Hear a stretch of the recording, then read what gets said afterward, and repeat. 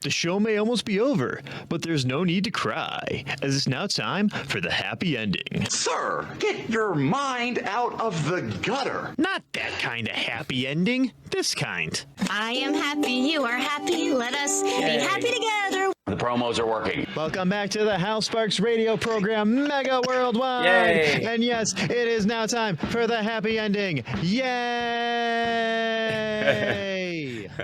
I appreciate the variety today. I'm very excited about the weeks to come. I'm getting hopeful. It's really fun. We have another caller, I have no doubt, and then I do have some happy ending information. Although there's the world is plenty crazy. Part of the happy ending, by the way, is I will be doing another live stream this afternoon, like I do normally during the week, because I ran out of time and I had more clips that I wanted to cover. So yeah, there he goes. So who else do we have, guys? We have David from San Francisco. Right on. Oh, Happy New Year. Hey, David. Happy New Year, Johnny and Hale. How are you? Hey, I'm great. Thanks. I was going to raise the issue. The Supreme Court's taken on the mandate issue, and I was going to raise it from the angle of duty to care. And I don't know if you're familiar with that in legal terms, but there was a Supreme Court ruling about 5 or 10 years ago. If I remember right, it was outside of a stadium. There was a policeman standing there, and a bunch of spectators got in a fight, and one of them got beat up badly and basically sued the police because the police did nothing to stop the fight. So the didn't intervene. And the police, the Supreme Court said that the police have no duty to care. And that fits right along with the corporate state, where Mussolini, in his treatise on the corporate state, which became fascism, the famous quote out of there is, "The citizen's only duty is to the state."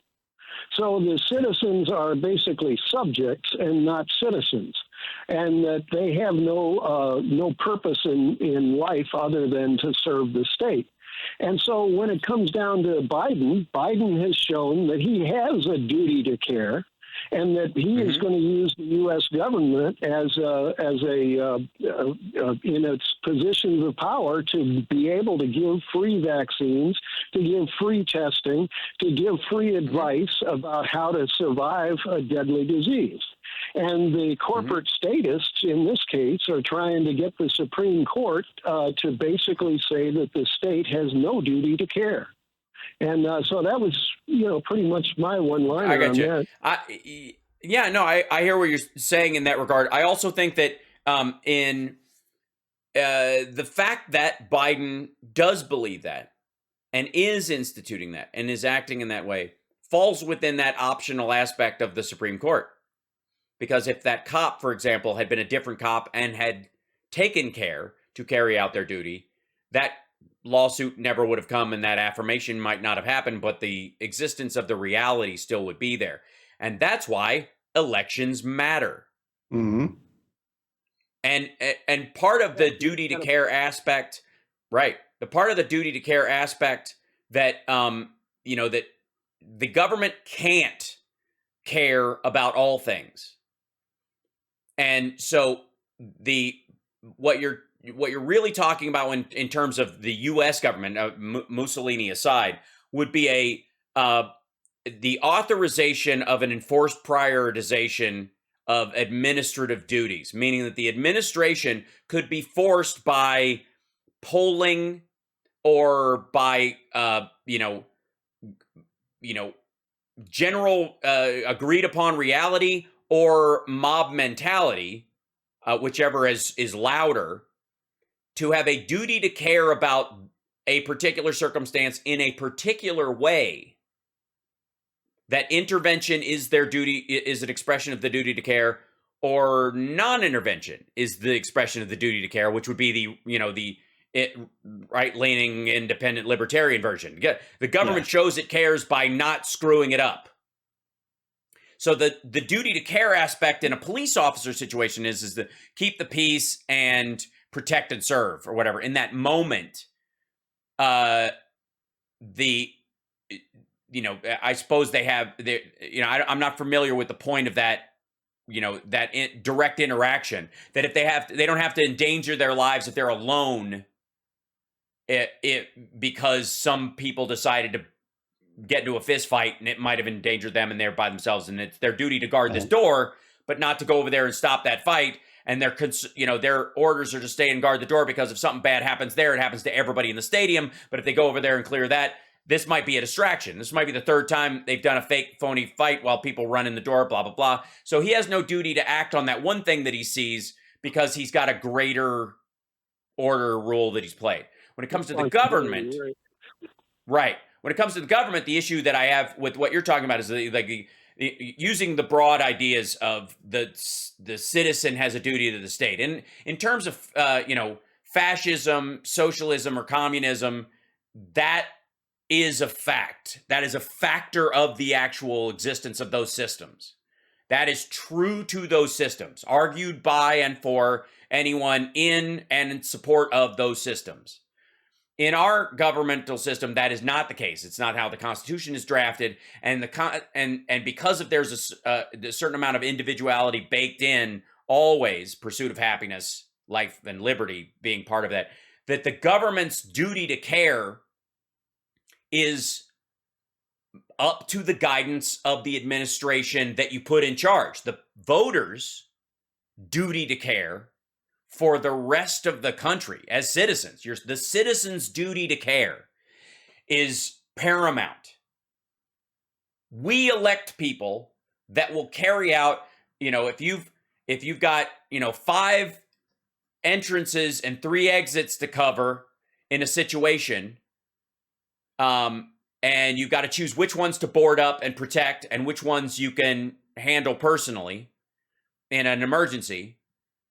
The person who makes that decision does not have the resources or the ability, nor the desire, nor the awareness to know whether it's a good idea to just board up the building and seal yourself in.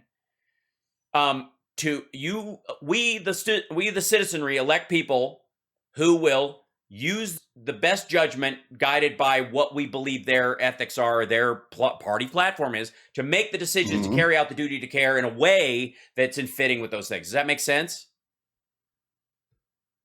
I don't know if he's still with us in that regard. Yeah, he may not Is be he on still it. with us? Oh, I'm here. Oh yeah. Yeah, Okay, good. Yeah. So So that is the water. Well, Flint, Michigan's water is a different situation. That actually played out. It's slower and had more to do with no. Switched. Yes, they switched. But you're talking about a federal level versus a state level and the guidance therein. How did the Flint water crisis ultimately play out? As long, extrapolating it long over, we've been through it and we've been watching it and we've been horrified by it, and then people are going to go to to jail over it and blah, and what was going to happen.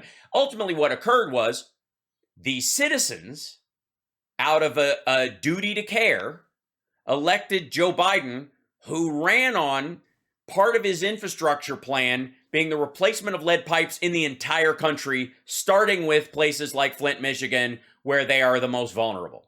Yeah. In the United States, it is not our leaders, nor our police in some ways, that have a duty to care. It is the citizenry that has a duty to care, and we carry it out by electing sheriffs that will act properly in these situations, carry out what was effectively the will of the people, and if they don't, they get replaced. The citizenry holds the powers of the duty to care. Among other things, but the agencies, we expect the agencies to have a duty to care, to not be sleeping on the job, to not be dumping. For example, with Flint, you've got the EPA, which knew that the Flint River was deadly and poisonous, yet another agency was allowed or took it upon themselves to introduce that water into their local system. And the water itself. Hold on. The water itself wasn't about the toxicity of the water, because it gets treated on its way through. The difference was I believe the pH level of the water itself eroded the lining on the pipes, because the pipes themselves were leaded, but most are. There's lots of cities that have pipes, but they're coated in such a way that it keeps the lead out of the water system itself.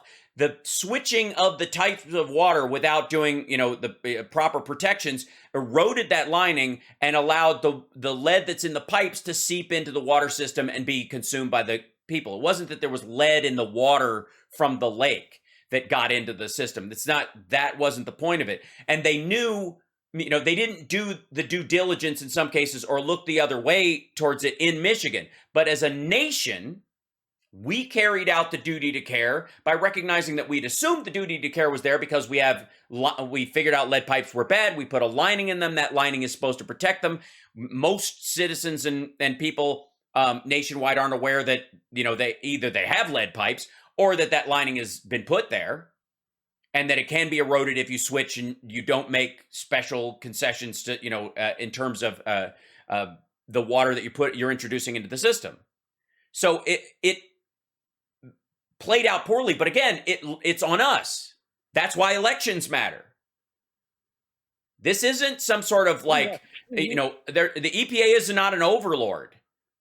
We put presidents in office who appoint heads of the EPA, and the Republican Party wants to eliminate the EPA entirely.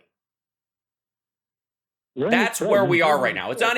Well, you got your happy ending coming up in about 40 seconds, so I'll take off. But Happy New Year. Yeah, thank you. I would say the happy ending is, we can tie it in some ways, is the fact that between the rescue package last year and the infrastructure bill, all of America's lead line pipes are going to be replaced or removed in the next 5 to 10 years. And no new lead piping is going in. And brand new piping is going in all over the place. So that's an even bigger plus. Water is being extended out to places that will never have this problem. That's a beautiful thing. And it matters. Again, it's not about whether or not Trump was able to get Infrastructure Week through. What do you think his priorities would have been had he gotten his Infrastructure Week through? Do you think replacing lead pipes would have been part of the key components of what he was done? No. Maybe you need to, he would have begrudgingly allowed some of the funding in there to quiet activists and because it's been such a big issue. But he might as well, it's not entirely obvious to me that he wouldn't have punished Governor Whitmer by not doing it. So it matters who you elect. It matters what their priorities are. And the duty to care and this whole idea that there's some sort of that corporations run all of it and that somehow they have this horrifying control over the thing, when time and time again, the public polling and the public movement in terms of voting and what we do indicates our values. And over time, the arc of history bends towards justice. But it takes a long time. And it keeps moving that way because that's how humans are in general. And given more opportunity to exercise their ability to vote, for example, they voted overwhelmingly for Joe Biden, not just because he'd be a good shepherd of rebuilding the economy, as Obama had to do after Bush crashed the last one. Right. But also to get people vaccinated, do the normal work of functioning managerial government to just keep stuff, move progress forward without breaking the bank and solving some of the problems we've had solutions for a long time. We just haven't implemented them because the people who were other people put in charge because they outvoted us said, I'm fine with that. We'll see you next week. Thank you guys for tuning in. It's the House Sparks Radio program, Mega Worldwide. Bye, Johnny May. Bye, chat room. Love you guys. Okay, bye, Chicago. You guys are awesome. Love you, David. Okay, bye.